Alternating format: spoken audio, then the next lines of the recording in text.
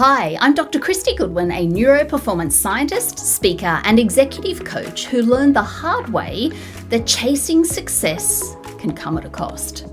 After burnout landed me in hospital, I made it my mission to help ambitious women who are done trading their health and happiness for high performance.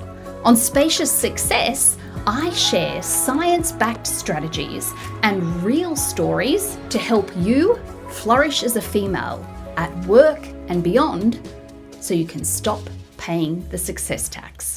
So if you've listened to Spacious Success for a while, you know this is the space where we talk about performance in a different way. Not about hustle, not about productivity at any cost, but about sustainable, spacious, biologically aligned performance. And today's guest is someone who deeply understands what high performance looks like inside corporate leadership and what it costs when we ignore our well-being. I first connected with Andrea when I spoke at Deloitte in their Sydney office in 2025. During that session, Andrea bravely shared her personal experience with burnout. And it was one of those moments in time that stayed with me long after the event. It takes enormous courage, I believe, particularly for those in senior leadership roles, to speak openly about struggling when you're often expected and assumed to be the one that's holding everything together. One of the things that I really admired about Andrea is her willingness to speak publicly and honestly about the wellbeing challenges she's faced along the way. She shared her experience of living with severe panic disorder and more recently, after her fifth round, is that right, Andrea, of COVID? Yes. Wow, you are the overperformer, aren't you? The high achiever. I think so. She found herself running completely on empty to the point where her immune system simply couldn't keep up, and she required hospitalisation because she was burnt out. Andrea is the Sydney office manager partner at Deloitte Australia, and she also leads Deloitte's Australian climate agenda, as well as the Global Green Space Tech by Deloitte initiative. Through this work, she supports their transition to a net zero commitment, and she connects clients with emerging technologies, venture strategy thinking, and world-class frameworks. Her leadership sits at the intersection of business transformation, sustainability, and innovation, reflecting her passion for bringing a founder mindset to complex challenges, leveraging global networks and creating practical, scalable solutions that help organizations meet their climate and their commercial ambitions. So today's conversation is for every high performer, especially high-performing women, who is successful on paper, but behind the scenes is quietly wondering, is there a way to sustain peak performance without running myself to the ground? Welcome to the show, Andrea. No, thanks for having me, Christy. Pleasure. Thank you. So I'd love to start with your personal story. You've been open about sharing your experience with burnout during your corporate career. Can you take us back to when that happened? And what were some of the insights and learnings that you acquired along the way? So it's kind of a big question because there's been two big, I suppose, situations in my adult life that have prompted perhaps a reset or a reflection or a review. So prior to my life at Deloitte, I was a founder. So I had started and co-founded one of Australia's first free email addresses and services in 1999. Which for many people listening will be questioning, I thought email was always free, but this was when we used to have to pay for bandwidth. And Christy, you're shaking your head that you understand and perhaps remember that. I don't choose to assume any ages on the call, but needless to say, that really inspired a sense of entrepreneurialism. And over the next 15 years, I started another 7 businesses across Australia, Canada, and India.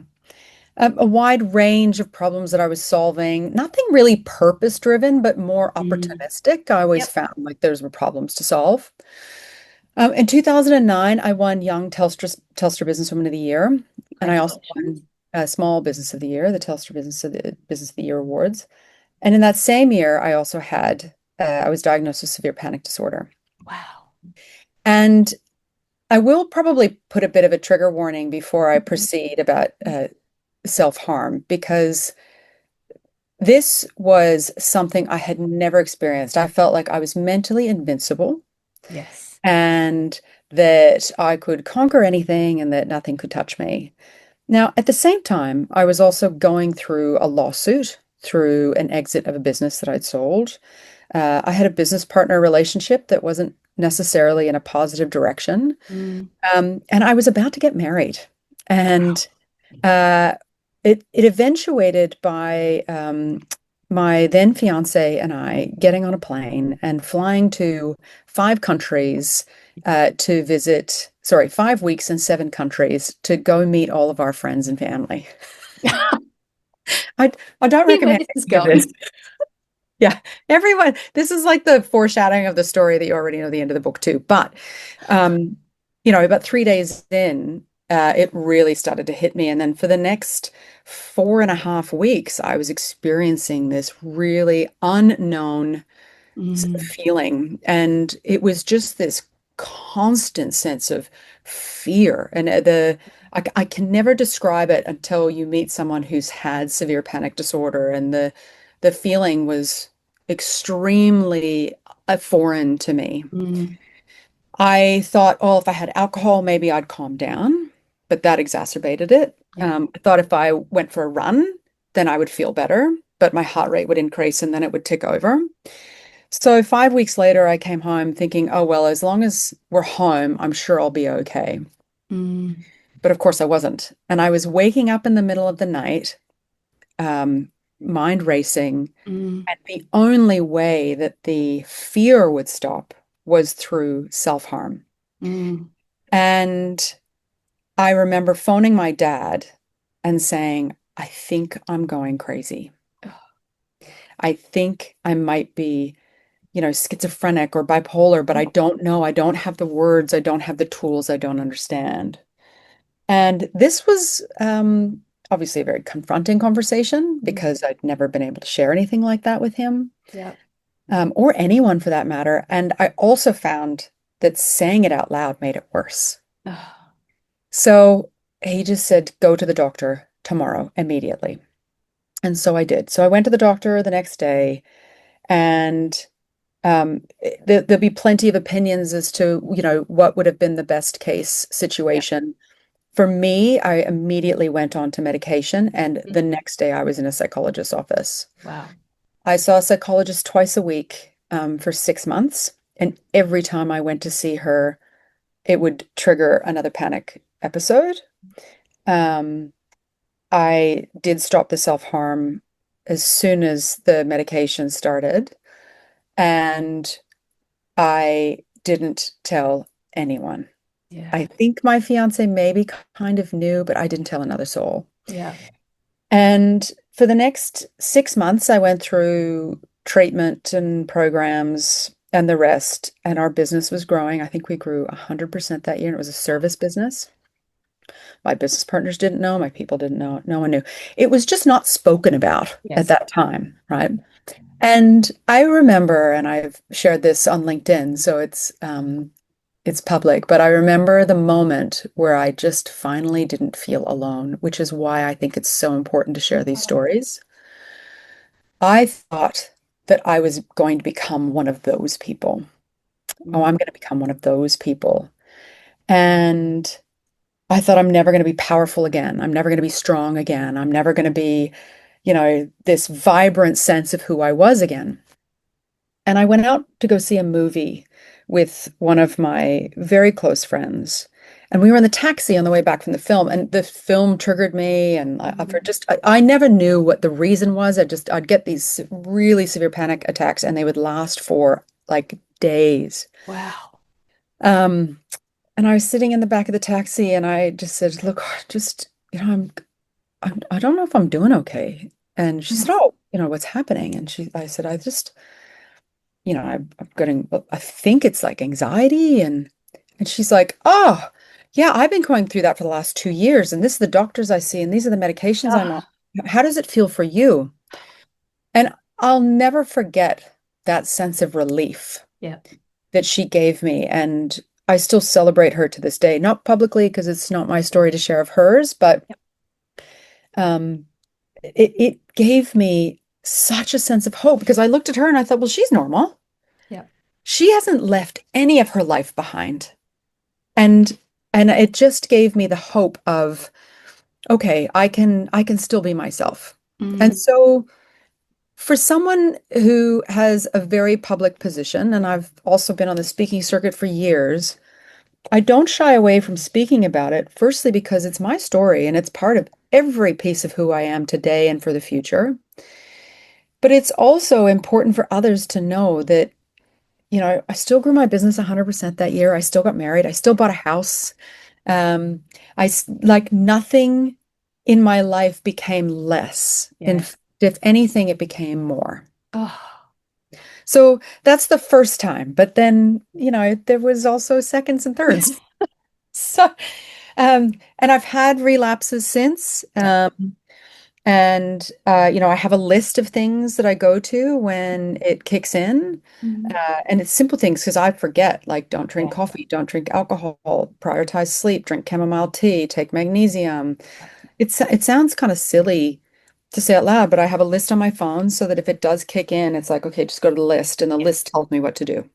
I And love that because when you simple. are in a heightened emotional state from a brain perspective, we know our amygdala takes over, and Mhm. our amygdala is the emotional, hub of the brain, and it hijacks the thinking part, the prefrontal cortex. So when we are in a heightened stress state, when we're having a panic attack, when anxiety's setting in, we're not making logical decisions. So that's that idea of having almost like a checklist or a go-to list of things that you can do is brilliant. I love that. Mhm.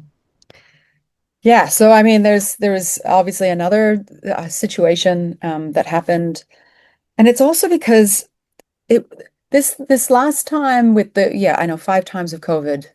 Um, just have to always be number one.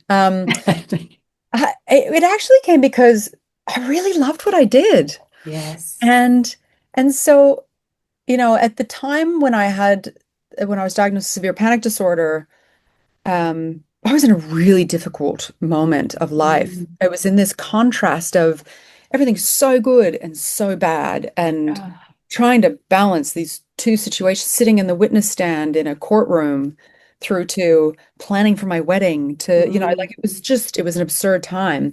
Whereas this last time, I was like thriving, I thought. Mm. But I think the adrenaline and the excitement overrode things. And I actually think this comes back to what does success mean? Yeah. Now, I'm turning 50 this year, and one of the things that's really become present to me over the last couple of years is I've probably only ever valued this sense of success in this particular term, which is achievement, and I Mm. call it material success, which is titles, roles, Yep. outcomes. And in the last couple of years, it's been a bit of a conflict because it's actually shifted to relationships. Mm.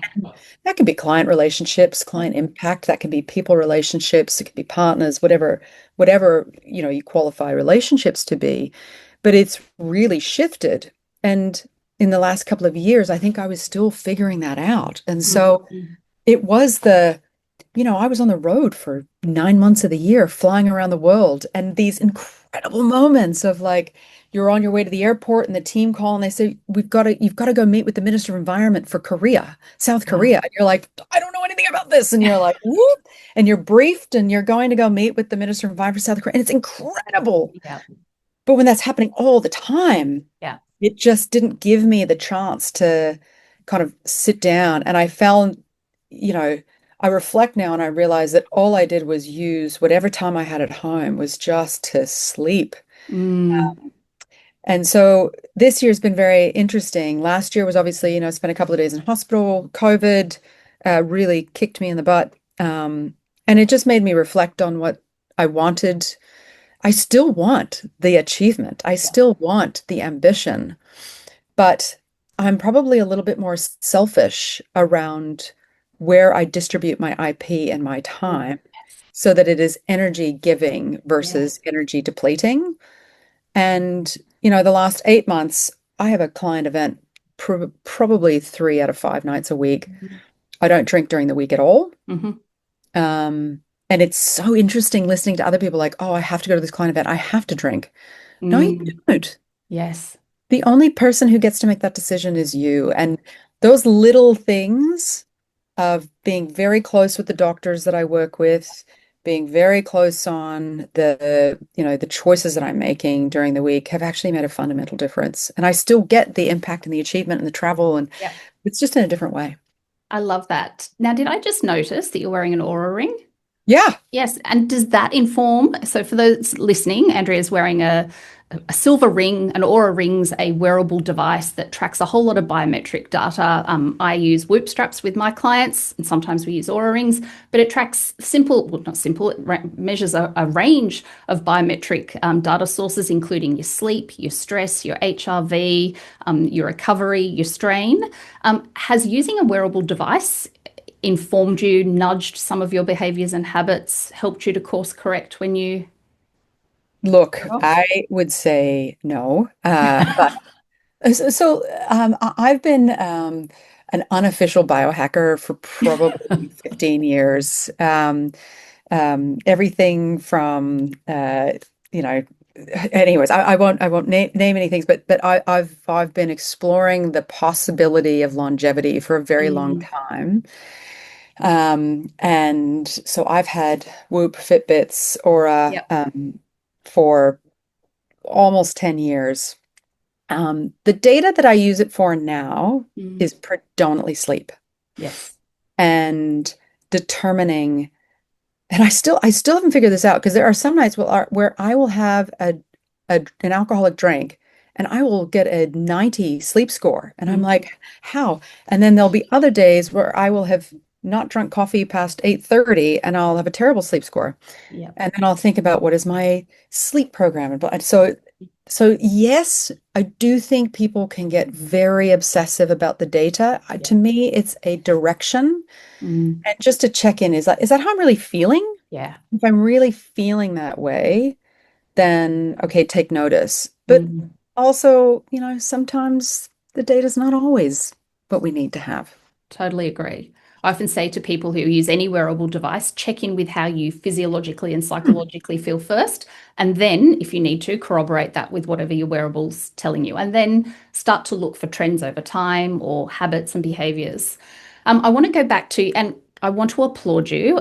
We need more, leaders who are talking openly about the challenges they've faced. And I genuinely appreciate you being so transparent because, as you said, at the end of the day, we all want to be seen and heard. And so, for having your experience validated, please know that in sharing what you just did about your panic attacks and your hospitalization, you also have given permission for other people to recognize that there's nothing, fundamentally flawed with them.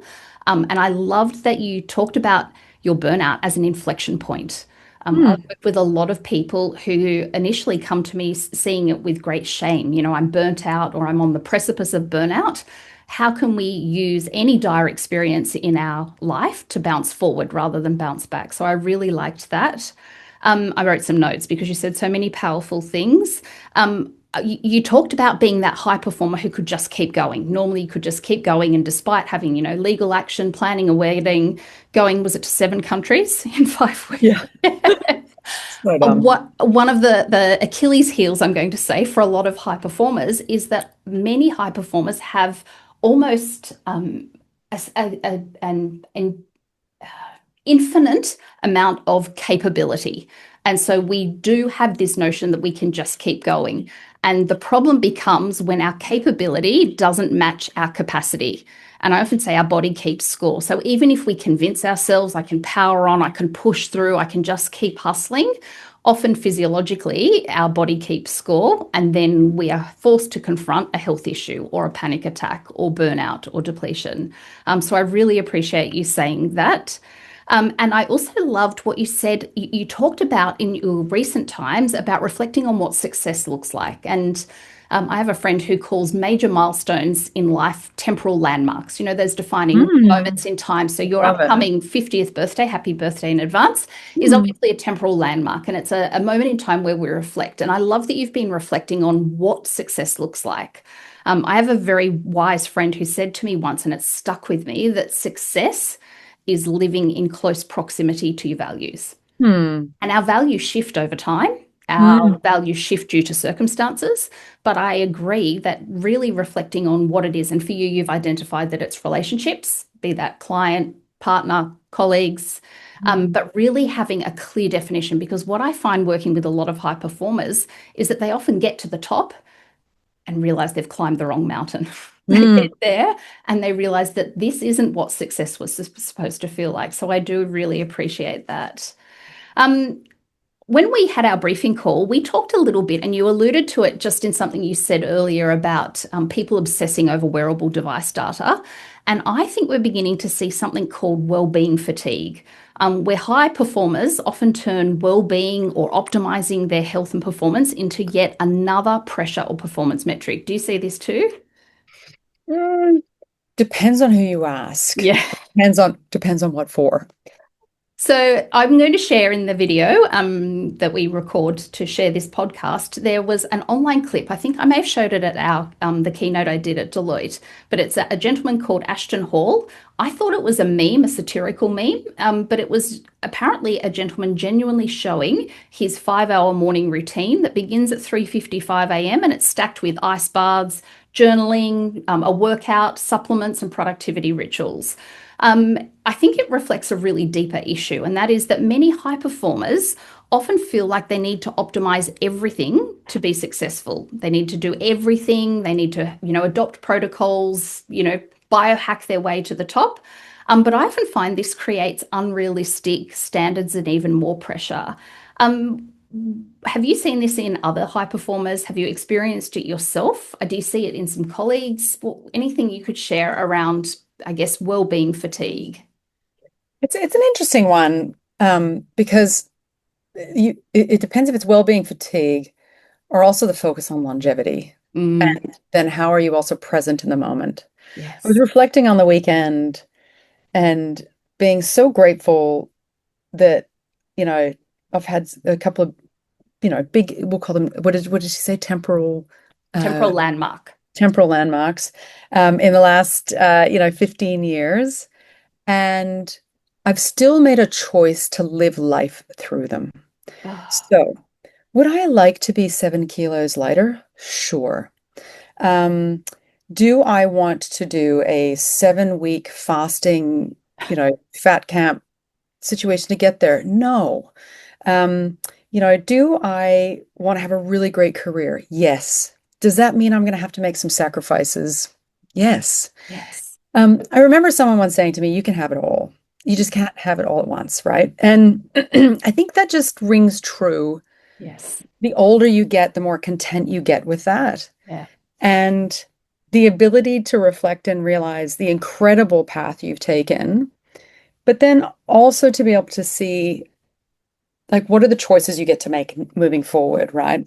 Mm, And there are seasons in life where I yes. do think, your 30s, I think, are really how are you setting yourself up physically Mm, and professionally for the rest of your life? What are you thinking, doing, feeling in order for that to be set up fundamentally? And mm, then for your 40s, you get to sit in that kind of intellectual property and decide, actually, now I just want to choose where I get to spend my time. And then 50s, you're like, I just want to do what I want to do.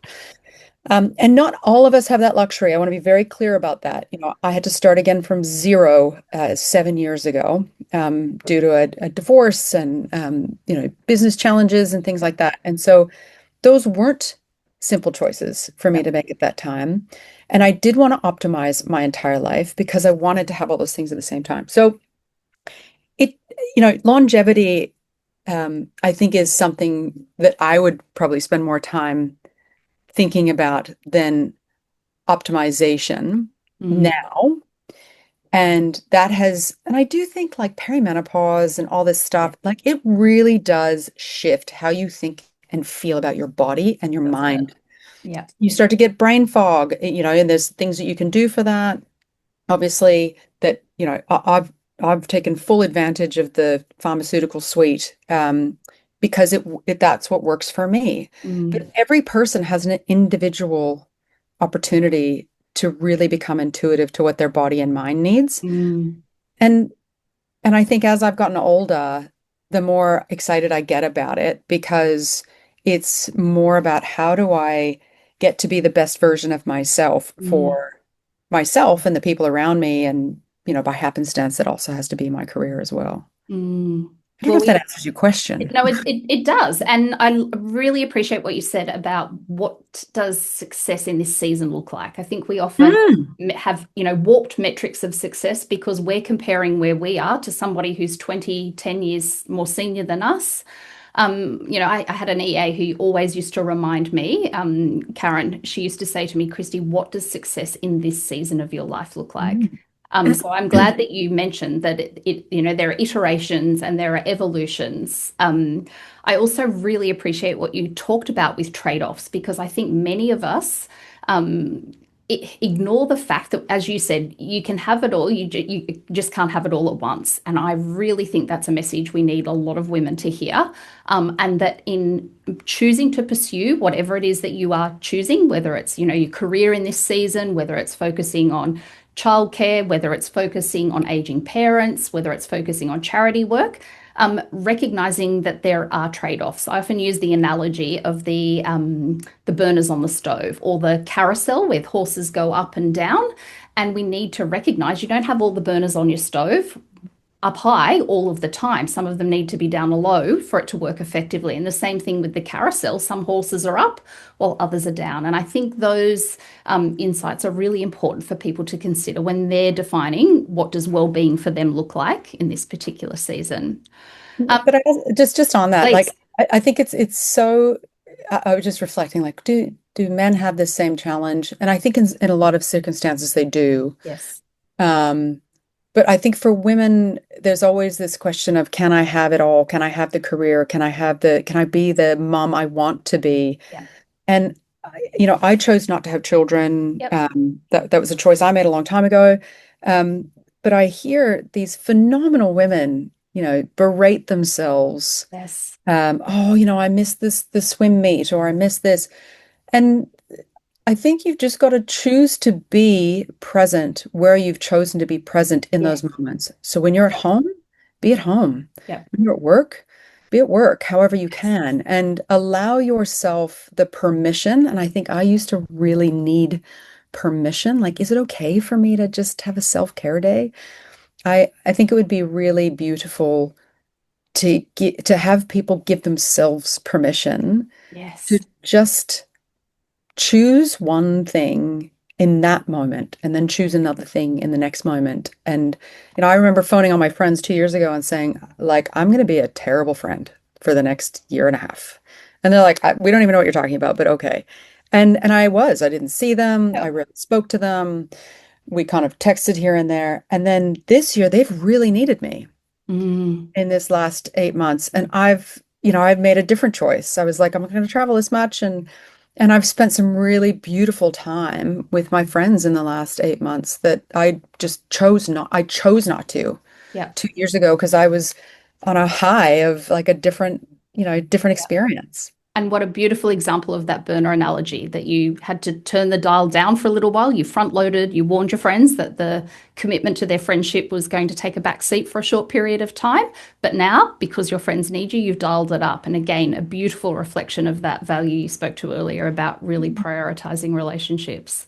I mean, if you Um, rev the engine at 6,000 RPMs for yeah, 24 hours straight, the blows engine is up. eventually going to blow up. Doesn't it? My beautiful mum always says to me, Christy, be where your feet are. And Yeah, great. I love that. Such a simple, concrete reminder to be present. So this led beautifully. We didn't set this segue up. So your role as the Sydney office managing partner at Deloitte, you lead both climate and global innovation agendas, and you, I believe, have a unique vantage point, I should say, across leadership, performance, expectation, and organizational cultures. We know that women are certainly deeply committed to their careers, but some research that was published at the end of 2025 suggested that fewer women are now pursuing senior roles. McKinsey and Co. released some research with Lean In, and it showed that while women and men are equally motivated to perform and they view their careers as important, women are less likely to want to get a promotion to the next level, with around 80% of women seeking advancement. And many senior women are now reporting that they perceive leadership roles as more stressful, less attainable, and associated with higher rates of burnout. Um, can you shed any insights from what you've seen from your vantage point, from your experience in your leadership role? Any insights or comments? It's such a topic at the moment. And I'll just use my own personal Please. examples, I suppose, because it's not fair for me to speak really of the firm. But Absolutely. um, I was having lunch with a fantastic non-executive director and another female executive. And all three of us were like, if you would have asked me 3 years ago, do I want to be, an ASX CEO or in a big business C-suite, I would have said yes. And all of us were like, no. And I think we're at a real Mm, inflection point as yeah. to it's a very long topic if I think about it, because we have a junior workforce that is definitely not inspired and motivated the way that we were Mm, inspired and motivated, and we're still inspiring and trying to inspire and motivate them the same yep. way. They don't want our jobs, Yes. and we don't want the executive roles. Yes. So we're in this really kind of Mm, juxtaposition of like, well, who's going to take the helm? And I think we're seeing in certain circumstances, perhaps not the right leadership take the helm, mm, but it's the best of a bad bunch in some situations. Now, we have an incredible female CEO that I'm delighted to work with, Joanne Gorton, and I think anyone in the firm will tell you how incredible she is. And she has an unbelievable ability to balance family and career. And she's very clear about the time that she spends with her family. mm, And she leads very loudly about that. Um, but I would say that those role models are few and far between, mm. is the honest answer, which is why we're at this kind of juxtaposition where, and I'll speak candidly, like, I don't know if I have the energy to keep fighting this battle, to be the first one, Yeah. There and was yet, there was a and yet, great yeah. sorry to No. interrupt. I heard someone say, and I forget who said it exactly, but for years women were told to lean in and then we were told to lean out. When I often say in reality, all we want to do is just damn well lay down. Yeah. Just and I love what you said there about we don't have the expanders, the role models that are saying, I'm doing this and I'm doing it successfully without a side of burnout. I often talk about success without sacrifice. That's what this Mm, episode is about sharing lived experience of what women, high performing, ambitious women have done, the lessons. And that's why I love what you've been able to share with our listeners today. But I also agree we need to hear, stories and anecdotes and insights from women who are actually doing this.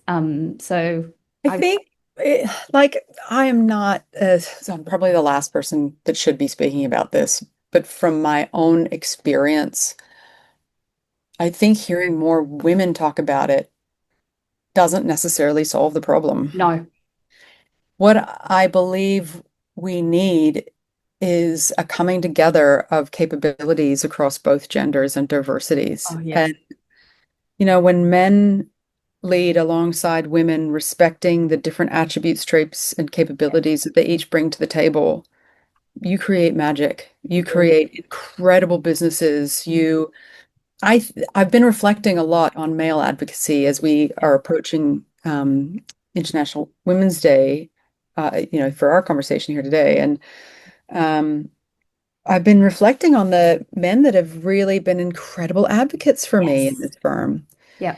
And I use this example of one gentleman. His name is Will Simons, and I say his name because it's so important to celebrate. I jokingly say that he puts me in front of fast-moving buses with a life vest. And We were in Shanghai for the first time for me. He's been 100 times. And he said, I really would like if you could stay next week and just do the live interviews with Bloomberg and South China Air. And I'd never done press interviews in China before. And of course, there's multiple complexities that come with that consideration. And I was speaking about energy transition, again, more complexities. And he's like, you'll be fine. And he's like, just call the press team and you'll be fine. And it sounds so simple, but he gave me confidence to do something that I innately knew I could, but just advocated that I was just going to go make it happen. And I've had that unbelievable experience of working with them and then learning. Mm. So, a slight digression, I'm also interviewing 50 very of the most interesting people I can meet before I turn 50. And I've interviewed 25 people so far with no real intent or like outcome. It's very selfish to help shape the second half of my life. Brilliant. But in observations, when I ask about, how did people make big pivots or choices in their life, men are like, oh, I just dove in, I just made that happen. I just, da, da, da. And women are very considered. Yeah. And so I think there's so much goodness in learning from that of like, actually, I could just jump in. Who's stopping me from jumping in? Maybe I should just jump in. Yep. But so I think this coming together instead of divisiveness is actually the critical point to create the businesses of the future. And I'm just not seeing that happen. Yeah. And I wholeheartedly echo what you said about needing male advocates, about inviting men into this conversation. I'm delivering several keynotes for International Women's Day, and the topic I'm speaking about this year is called Powered Up Women. Closing the gender gap and balancing the scales. And with all of the companies that I'm working with, I have insisted that this is not a female-only event, that we need men in the room because we need men to hear what the problem is, this very pronounced gender well-being gap that we have. I'm just looking here. There was actually it was Deloitte's Women at Work report that came out last year that said 4 in 10 women say they're able to switch off from work. So 60% of us can't. 36% of women are saying that their stress levels are higher than what they were a year ago. And this gender wellbeing gap is playing out in other research too. And I wholeheartedly believe that we need to look, obviously there are things that women can do to address this, but more importantly, we need men part of the dialogue, men here to hear the problem and to be part of the conversation in terms of, defining that solution as well. Yeah, really important. Totally agree. Well, I have thoroughly enjoyed our conversation today. We've traversed panic attacks, burnout, women in leadership, defining what success looks like. We've had, deep philosophical conversations. I would love to know, in closing out today, you've talked a little bit earlier on about how you really prioritize sleep. What are some other non-negotiables that you really invest in terms of optimizing or sustaining your performance and well-being? It's so nerdy. I used to train 6 days a week, so everything's definitely changed. So non-negotiables, even though I hate myself at 4:35 in the morning, are 2 strength sessions a week and 1 hit session a week. Well done. I spend at least, 1 day a week doing some sort of outdoor hike, walk, ocean situation. I do not do any socialization on Sundays. My partner and I have what we call dinner, which is basically we have a seafood Sunday, which is we have lunch/dinner at 3 o'clock. And that means I'm in bed by like 7:30, 8 o'clock. Love that. Oh my goodness. I read fiction every night. I used to be like constantly filling my mind with learning and learning and learning. And I just now read really flimsy novels that allow me to escape every night. Those are the non-negotiables. And then there's lots of stuff that's fluid in between, lots of saunas. I pre-book holidays. We do at least 3 holidays a year. Like there's all that kind of stuff that I've put in as well.